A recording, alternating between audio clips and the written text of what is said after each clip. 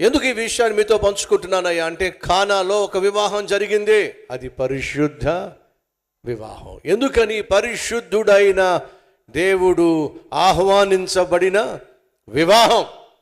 ఆ రోజు యేసుక్రీస్తు ఆ వివాహానికి ఆహ్వానించబడ్డాడు. యేసుక్రీస్తు యొక్క శిష్యులు అనగా సేవకులు ఆహ్వానించబడ్డారు. యేసుక్రీస్తు యొక్క తల్లి ఆహ్వానించబడింది.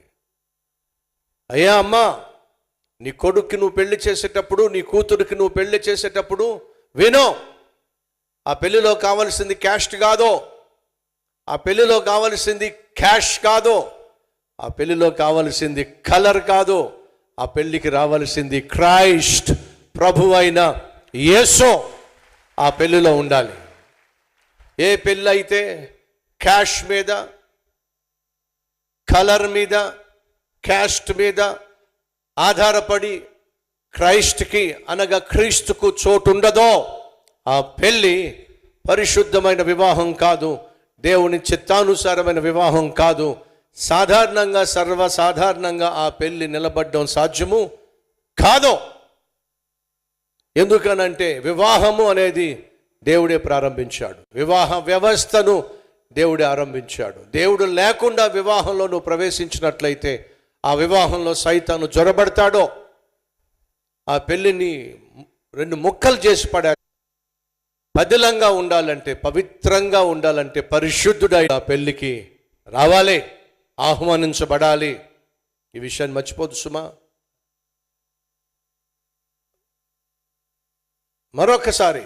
మరొక సహోదరి వచ్చి ఇలాంటి స్టోరీయే చెప్పింది. నిండు గర్భిణి అండి, 9 నెలల గర్భిణి. విజిటింగ్ అవర్స్కి వచ్చి,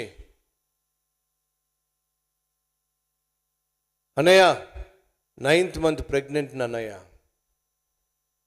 ప్రాణంగా ప్రేమించాడని చెప్పన్నాడు, ప్రాణాన్ని ఇస్తానని చెప్పన్నాడు, నేను లేకపోతే బ్రతకలేనని చెప్పన్నాడు, నా చుట్టూ తిరిగాడు, ఇదిగో గర్భవతిని చేశాడు. మరి పెళ్లి సంగతి ఏమిటి? పెళ్లి కూడా చేసుకున్నాడు అన్నయ్య. ఎక్కడ చేసుకున్నాడు? గదిలో చేసుకున్నాడు అన్నయ్య. పెళ్ళి గదిలో చేసుకునేదా? గదిలో పెళ్లి చేసుకున్నాడు అన్నయ్య.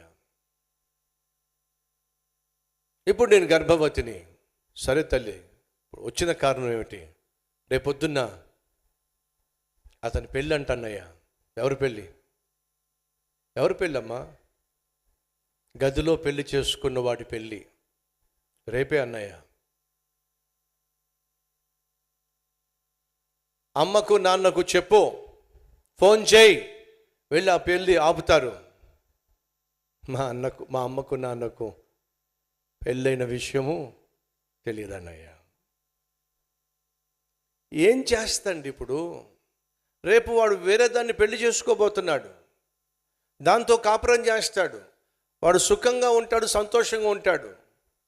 వాడిని నమ్మి అమ్మకు నాన్నకు చెప్పకుండా పెళ్లి చేసుకుని ఇప్పుడు ప్రెగ్నెంట్ అయ్యి రేపు పొద్దున్న ఆ బిడ్డను ఎలా చూసుకుంటుందండి?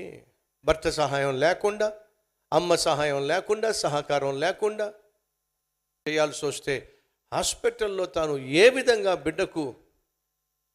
బిడ్డను లాలించగలదు, బిడ్డను పోషించగలదు? ఒక్కసారి ఆలోచించండి. నిస్సహాయ స్థితి.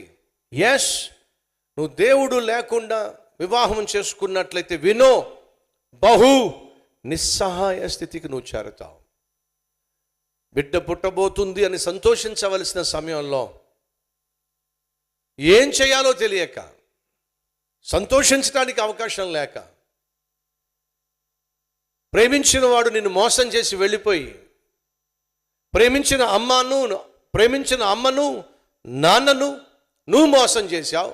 కనీసం పెళ్లి విషయం చెప్పకుండా దాన్ని ఆసరాగా తీసుకొని ప్రేమించానని చెప్పిన వాడు నిన్ను మోసం చేసిపోతున్నాడు. ఇప్పుడు నువ్వు వేసిన విత్తనాలే మొలకెత్తి ప్రతిఫలం చూస్తున్నావు. కాబట్టి బైబిల్ సెలవిస్తుంది, మోసపోవద్దు.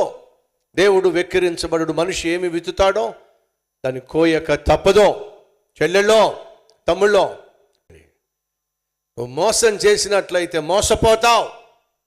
రేపొద్దున్న మోయలేనటువంటి భారాన్ని మోయలేక అల్లాడిపోతావు. ఈ విషయాన్ని దయచేసి అర్థం చేసుకోండి. అనగా ఏదో ఒక రోజు వివాహ వయసు వస్తుంది నీకు. ఆ వివాహ వయసు వచ్చినప్పుడు వినో, ఆ వివాహంలోనికి ఎవరిని పిలవాలి? నువ్వు యేసయ్యను పిలవగలగాలి. యేసయ్య లేని వివాహము, క్రైస్తవ సమాజమా వింటున్నారా?